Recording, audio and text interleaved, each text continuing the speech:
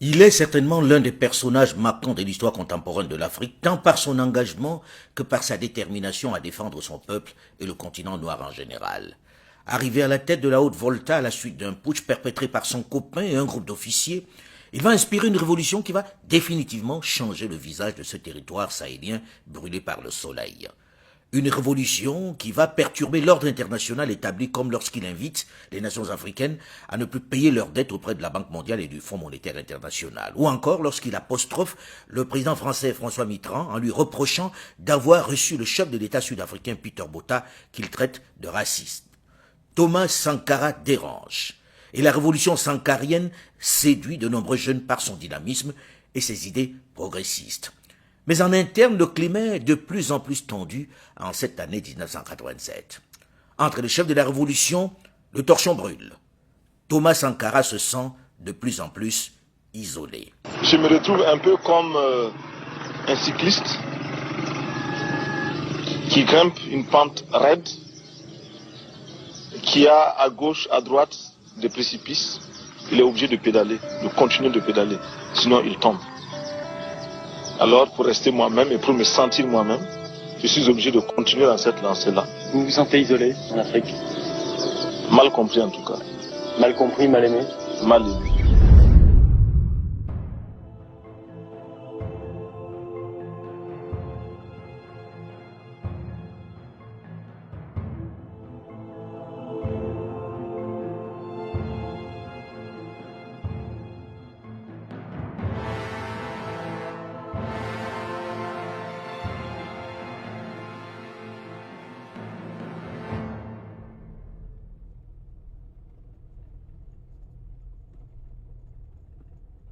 Ce 15 octobre, un jeudi, jour du sport de masse, le président du Faso, Thomas Sankara, après une courte sieste, a rendez-vous au Conseil de l'Entente pour une réunion sur la création du parti. Il compte se rendre ensuite au sport. C'est pourquoi il est en t-shirt blanc et pantalon de jogging rouge lorsqu'il s'installe près du chauffeur, côté passager, à l'avant de la Peugeot 205 qui lui sert de véhicule présidentiel ce jour-là. Comme d'habitude, il a pris du retard sur le début de la réunion puisqu'il est 16h20 lorsqu'il arrive au Conseil de l'Entente. La réunion devait démarrer à 15h. Les autres sont déjà sur place et l'attendent. Le président et les gardes du corps sont en tenue pour aller pratiquer leur sport de masse et ne sont donc armés que de leurs pistolets automatiques. La 205, suivi par 4 de ses gardes du corps, arrive devant la cour attenant la réunion du Conseil de l'Entente. Les chauffeurs, après avoir garé leur véhicule, sortent et s'installent à l'ombre des grands arbres. Et je vous dis, moi j'avais 45 éléments qui étaient là pour la sécurité. Il y avait la sécurité d'une manière générale et la sécurité rapprochée du président. Comme c'était corsé et comme la zizanie était créée le 15, non, à une certaine période, là, on a défendu le mixage justement de la sécurité. C'est-à-dire, la sécurité rapprochée là était carrément détachée des autres.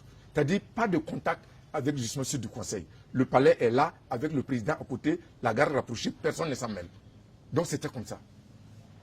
Quand le tigre est quitté, aller maintenant dans le pêle-mêle, qu'est-ce qui était contrôlable?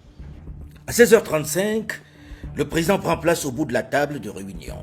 Alouna Traoré, qui revient du Bénin en mission d'information pour la création du parti, commence son rapport. Mais il est interrompu par un bruit qui vient de la route. Un bruit de voiture qui se rapproche. Le président du Faso, agacé, se demande ce que c'est. Le véhicule s'arrête devant le portail. Et aussitôt, c'est le vacarme des tirs de Kalachnikov. Les balles nous sont tombées dessus comme une pluie. Quand vous êtes dans une maison en tôle et quand il commence à pleuvoir, c'est war. C'est exactement ce que nous avions. Les chauffeurs et les gardes du corps qui attendaient sont les premières victimes. Les gardes qui veillaient dans le couloir, ceux qui, comme les chauffeurs, étaient restés dehors, ainsi qu'un motard de la gendarmerie, Soré Patanema, arrivé par hasard pour apporter du courrier au siège du Conseil national de la Révolution, sont froidement exécutés par le commando. À l'intérieur, les 7 hommes se sont couchés au sol, se protégeant derrière les fauteuils. Sankara est le seul armé. Il a sur la table son pistolet automatique. De l'extérieur, quelqu'un crie « Sortez! Sortez !» Le président du Faso se lève et ordonne à tous ses conseillers. Restez, restez, c'est moi qu'ils veulent. Il quitte la salle des réunions les bras en l'air. Alouna Traoré est dans la salle et le voit partir. On a été assaillis et le PF est resté à l'intérieur. Il dit que c'est de lui qu'on avait besoin. Il est sorti les mains en l'air. Et puis la suite. Thomas Sankara a à peine franchi la porte qui est en face de 2 militaires. L'un marque un moment d'hésitation, mais l'autre tire sur lui à bout portant.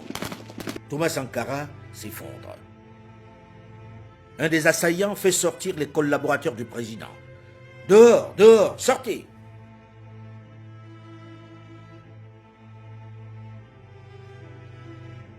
Une fois à l'extérieur, devant la détermination du commando, apeuré, l'un d'entre eux essaie de retourner dans la pièce. Il est abattu d'une rafale dans le dos. C'était Philippe Zagré. Tous les autres sont abattus dans la foulée. Toutes les personnes présentes dans l'enceinte du conseil pour cette réunion ont été tuées. Toutes sauf une. Par peur ou par réflexe, elle s'est jetée à terre. Alouna Traoré. Il est au milieu des cadavres, mais il n'est pas blessé. Au moment où il s'interroge couché dans cet enfer sur ce qui va lui arriver, un des assaillants qui a remarqué qu'il est encore vivant crie « Il y en a un qui est encore vivant, celui qui est tout en bleu. Lève-toi, lève-toi !» Il se met debout, mais on lui intime à nouveau l'ordre de se recoucher. Pendant ce temps, les autres tirent en l'air pour laisser croire à ceux qui sont à l'extérieur que les combats font rage dans l'enceinte du Conseil de l'Entente. Un des putschistes s'avance vers Alouna Traoré. Il le connaît bien puisqu'ils font du sport ensemble. Et il se souvient de lui comme faisant partie de la garde du numéro 2 du Faso, Blaise Compaoré. Il lui annonce qu'il va l'achever. Mais un autre qui est visiblement le chef du commando s'interpose. L'un d'entre eux lui fait remarquer qu'il a tout vu et qu'on ne peut pas le laisser partir comme ça. « Tu vas rejoindre les autres, lui dit-il. Alouna Traoré est dans un brouillard. Il ne réalise visiblement pas ce qui lui arrive. Alors il demande une chose surprenante. Il veut faire pipi d'abord. Oui, il veut faire pipi avant qu'on ne le tue. Il faut dire qu'il connaît la majorité de ses agresseurs. Mais quand même. Pour la petite confidence, j'ai simplement dit je vais uriner. Pour moi, je pensais qu'après les urines, c'est fini, j'allais rejoindre les autres. Et puis, bon, j'ai vidé tout ce que j'avais dans mon organisme ce jour-là. Et puis après, rien ne m'est arrivé. Je suis reparti à la maison. Mais j'avoue que je revenais de loin quand même. Après, au lieu de le tuer, on le fait monter à l'étage où il rejoint les autres qui n'avaient pas assisté à la tuerie et étaient retenus dans une pièce au-dessus.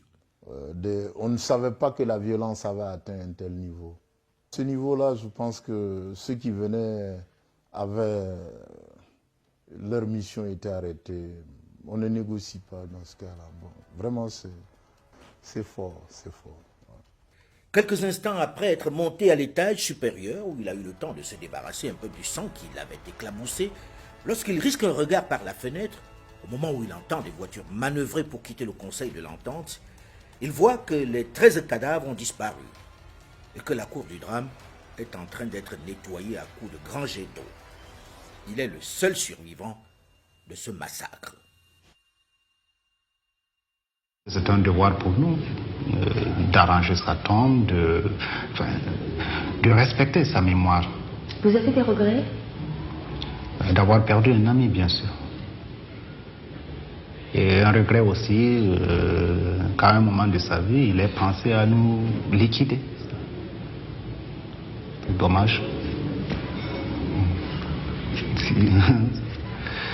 Ouais, c'est dommage.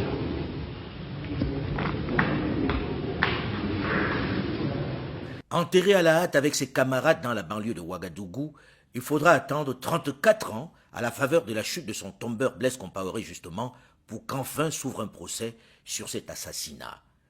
Mais même mort, il a continué d'inspirer pendant toutes ces décennies et pour longtemps encore des générations d'Africains. Un modèle dans son engagement pour la cause panafricaine qui a su placer le Burkina Faso sur la carte du monde.